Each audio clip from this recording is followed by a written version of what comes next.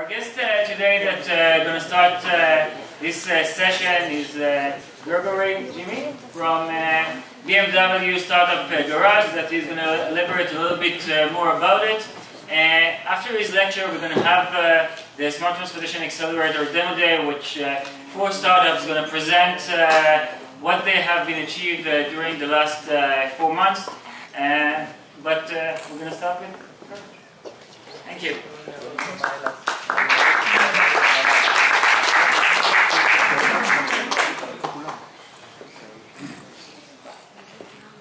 Good evening. Well, first of all, thanks a lot for this kind welcome and invitation, especially Boaz, for inviting us. And I'm really impressed by you guys, Yad, for example, who found the BMW Startup Garage just a week after launching. We launched the website without telling anybody, not even at BMW we told anyone. And a week later we got Eyad's email about this event. So I'm very impressed. And it's actually my second time in Israel. I've been here 20 years ago for the first time. And back then I already had an extremely, I was really impressed, I must say. I was in Jerusalem up there, I saw the city and I saw, wow, this is amazing. And I'm really happy to be back. And so today I want to talk about the BMW Startup Garage, maybe a few words about myself. I joined BMW 3 years ago, so I'm a youngster at BMW. Most people at BMW are what I call BMW natives. They yeah, they're born electric. No, they're BMW natives because they go to school and they after school they join BMW and they stay there forever, which talks a lot about, I think, how good our products are or what the culture is. I don't know. So I'm kind of a weird bird at BMW, having joined only 3 years ago. I before BMW I worked in management consulting, strategy consulting, particularly at IDEO over in Silicon Valley, and I started 4 companies after IDEO, and 1 was not successful, 3 were successful, and so I was living in Spain and I got the call from BMW and they asked me to help them build, kind of reinforce their innovation competency and build some kind of an internal IDEO. IDEO is an innovation consultancy over there in Silicon Valley. Maybe some of you have heard about this company. So I joined, I moved, I packed my bags and thought, well, kind of an interesting thing to do. And started to build this group called BMW Innovation Works. And after just about 6 months at BMW, I thought there was a big source of innovation we are missing, which is startups. We're not working enough with startups.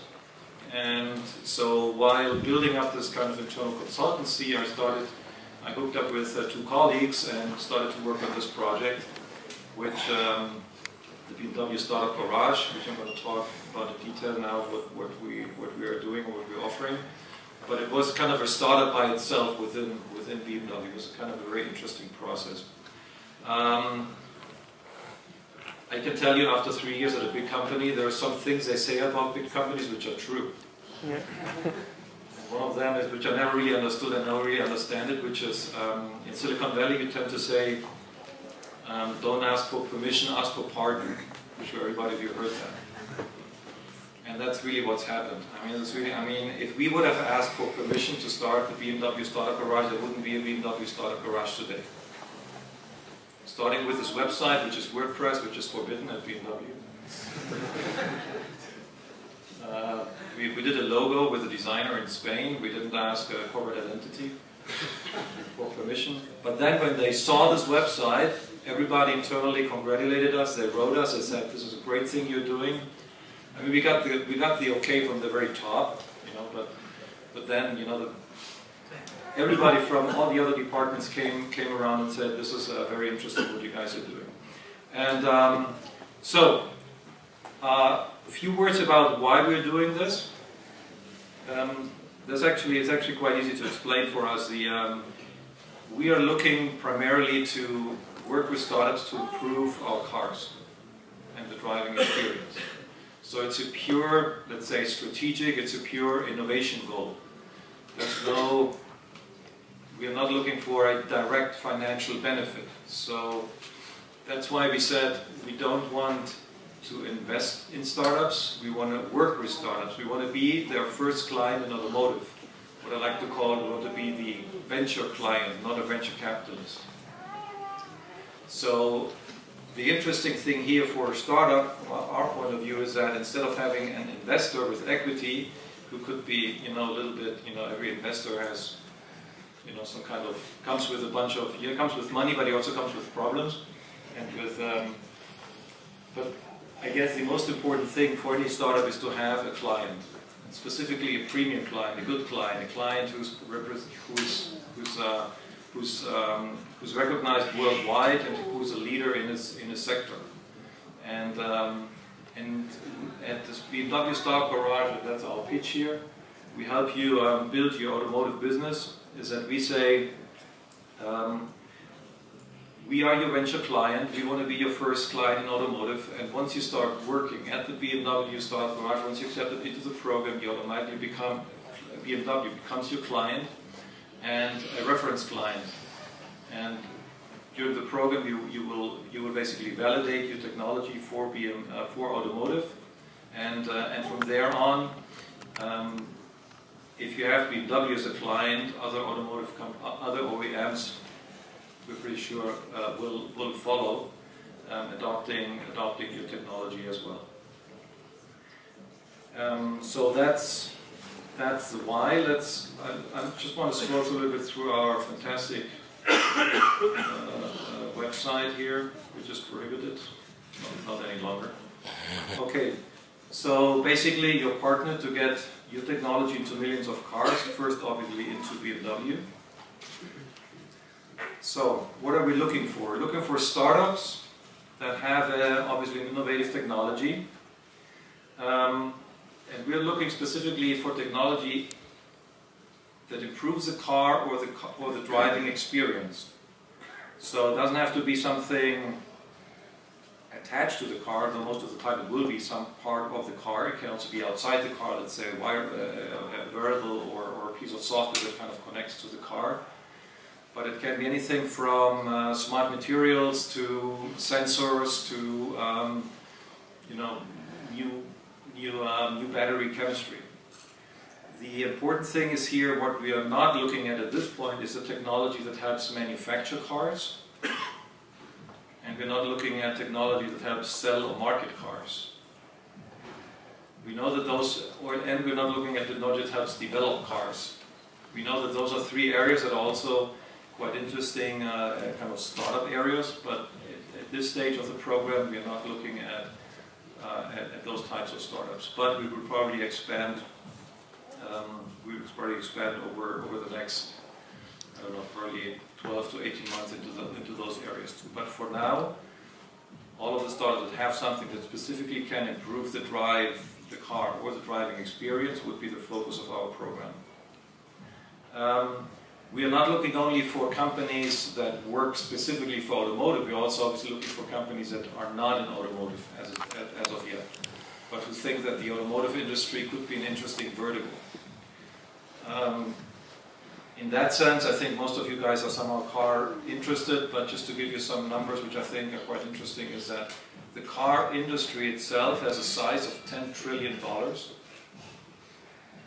And if you think about the industry that's making a lot of money for Facebook and Google these days, which is advertising, that's around 500 billion only, so $500 billion. So the automotive industry is about 20 times bigger. And there are not too many startups as of yet in this industry, so it's definitely a very worthwhile market to think about when starting a company. I think the automotive industry is just waking up to startups. And so I think it's a very important, very interesting industry, and obviously also quite important in our daily lives, because getting from A to B is a major need, and it will be for some time. What else? So here are a couple of points we decided to do in the Startup Garage, which we think are important. reasons for you guys to join this program, to apply to join. One is obviously to acquire a top automotive client.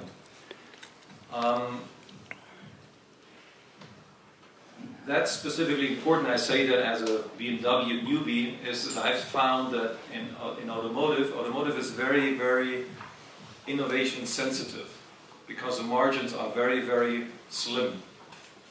So if we are building cars and looking into the next 5, 10, 15, 20 years, we don't really know if technology A, B, feature A, B will be successful, if somebody will buy that. There are a lot of people who obviously, try to look into the future and think about whether, for example, a heads-up display will be bought or not by enough people for this investment to bear some profits.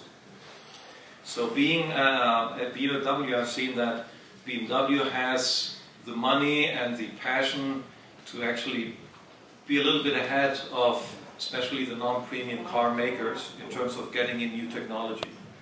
So I think that's an important thing, that even though BMW only does about 2 million cars a year, which by the way is more than Audi and Mercedes does, but just on the side, I didn't know that BMW was #1 premium car maker in the world before I joined. Well, there's also Rolls-Royce in me. Anyway, so even though there are only 2 million cars, if your technology gets into one of those cars, chances are that it's going to get into the Toyota 10 millions and the Volkswagen 10 millions. It's going to be much higher, because if you started those companies, they're much more sensitive in adopting new stuff, because they don't know if anybody will buy it. If they see it first in a premium car like a BMW, they are more likely to adapt this technology to one. The recent example is the heads-up display. BMW introduced heads-up display in the 5 Series in, I think, 2005, 2004, around that time, about 10 years ago. Today it's an amazing technology with an amazing take rate, and all the other car manufacturers are imitating that. So that's just one of those examples. Second point, retain your IP, your intellectual property. So I made sure, I argued a lot within BMW, that's important, that startups who join the program do not have to give up their IP, or not have to sign some contract in which they share their IP. Because I argued that if we ask for IP, that will scare away the very best startups.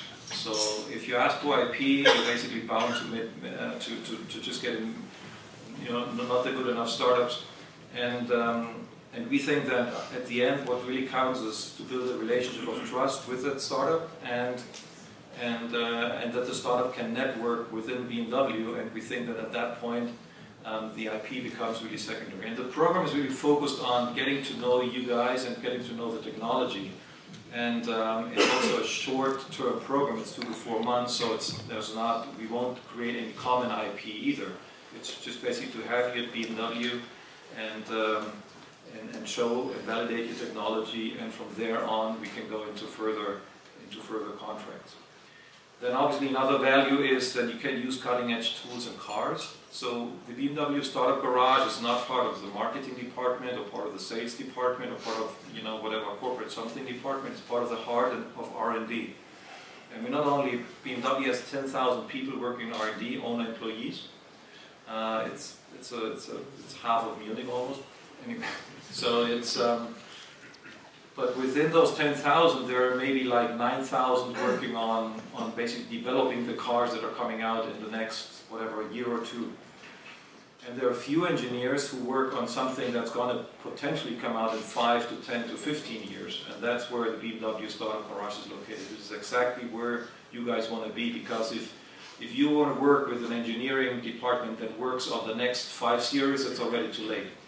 Because those guys are developing a car, but they're basically implementing the specifications they've been given, a year or 2 or 3 years ago. So there's not much room for new companies, for new technology. You got to be way before the serious the development of a new car starts, and that's exactly where the BMW Garage is. And we will give you access to whatever tools you need in order to validate your technology, which basically means tools and cars. which I think is also not too easy to find if you are outside. We from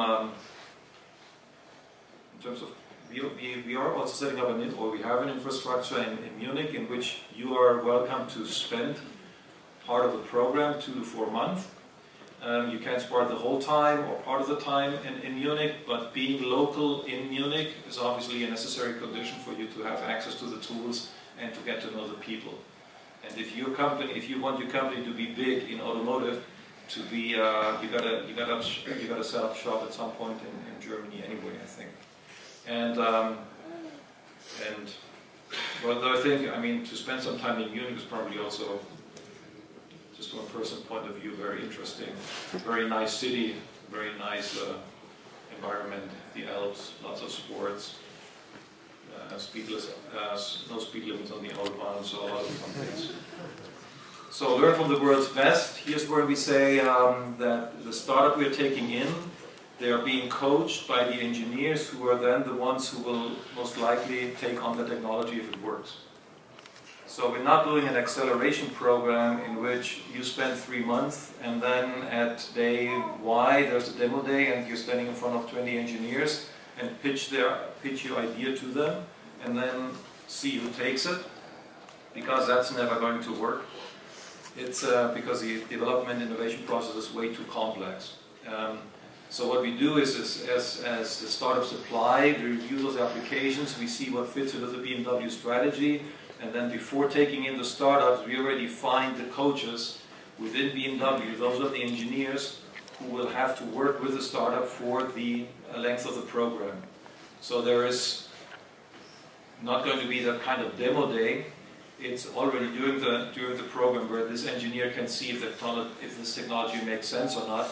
And then the transition, the transfer into further development work with BMW is going to be much easier. That obviously helps you build your automotive network within BMW. So knowing those engineers in person is of extreme key value. That's kind of the most important thing in order to get your stuff into BMW, is to know the engineers, because those are the guys who ultimately make the decisions what to buy and what not to buy. And then we also think that by working with BMW, you get the kind of working global layer from the beginning, because our cars have to work in every country in the world. And we have factories and development centers all around the world too. All right.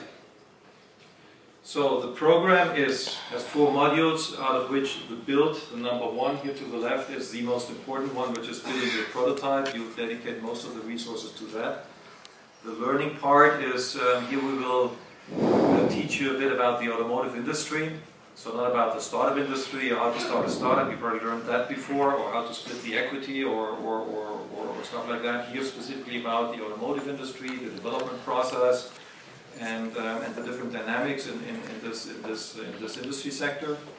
The networking events within BMW to get to know the guys from purchasing, to get the guys to know from manufacturing, the different centers of competence, all stakeholders, all the guys who will be stakeholders of your product. And then the selling part is that during the program we will also help you build your what we call the BMW business case. So basically that we say, okay, here's the technology, but what will it do for the user? How much should it cost? What could be the business model behind that? How much people potentially will buy this, and how much money is it going to make? How much? What's the cost? What's the price? So those types of things, but specifically adapted to the to BMW, and by that to the automotive industry. Okay. Yeah, and that's basically me and my 2 other colleagues who took on the initiative to start this BMW Startup Garage. We are starting the application process tomorrow. Everything works out fine, and you can apply for the next 2 months. And we will take in a batch of companies this year. It's not clear yet how many. It could be 2, it could be 5. And during this year, we're obviously also seeing what works best. And then for next year, we'll probably expand that number significantly. In terms of maybe a few words also about the stage of the company we're looking for. We're looking for companies who've been through an acceleration program, or who have some initial professional venture funding, or who maybe have started some other companies before. Why that? It's because we want to focus on building the prototype. And the accelerators, they're good at, I guess, building a generic prototype, but also helping to form the company.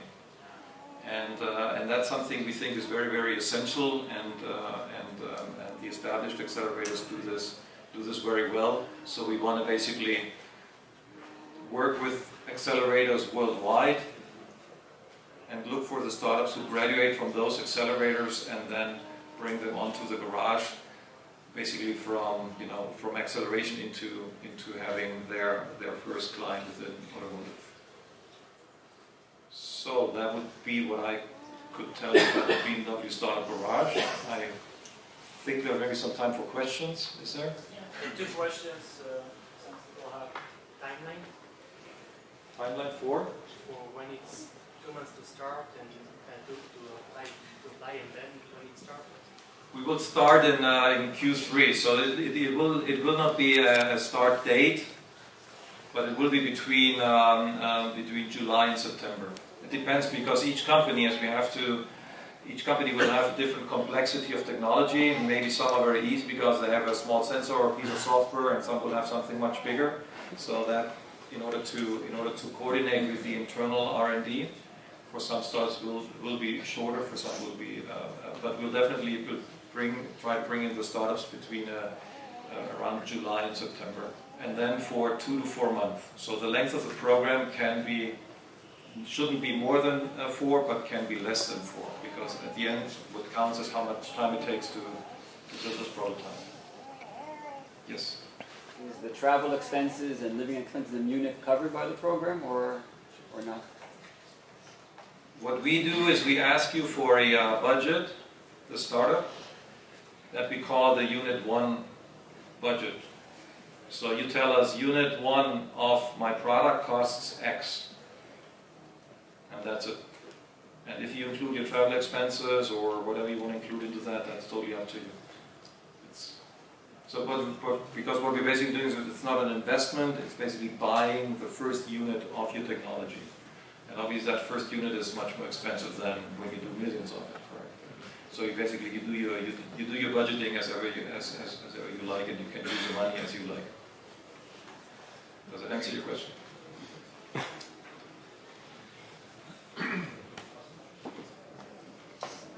Could you please clarify again what do you look for and what you don't look for? I didn't understand this chapter. Okay. Anything that improves the car, that's what we're looking for. What we're not looking for is stuff that helps sell a car. I've got great technology that helps market your car to whatever. Not of interest. What we're not doing is stuff that helps develop a car. I've got a cloud-based CAD solution. I've got a new software for your wind channel. Not of interest. Future car, future anything that's in the car. So in BMW we split the car into 5 innovation areas. One is connected drive. Everything has to do with connectivity. The other is efficient dynamics, which means making great engines that are efficient but still fun. Emotional experience, that's everything that's not included in those 2 other fields, basically. It's what makes what makes a car still emotional to drive. It's all around the interiors, for example. And then there are 2 other fields, which is one is electric mobility. So everything that has to be around the electric engines, batteries, battery systems. And the 5th one is lightness, basically any innovations that make the car lighter. So new materials, for example, will fall into that.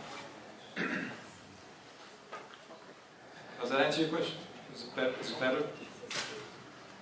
Yeah. Probably. I'm thinking about futuristic approach to cars. For example, cars that are hooked to the green energy from the grid, or modularity of cars with modularity.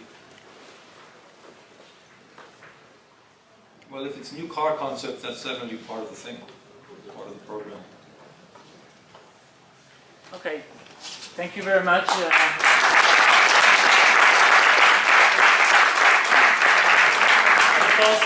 Also, if people are interested.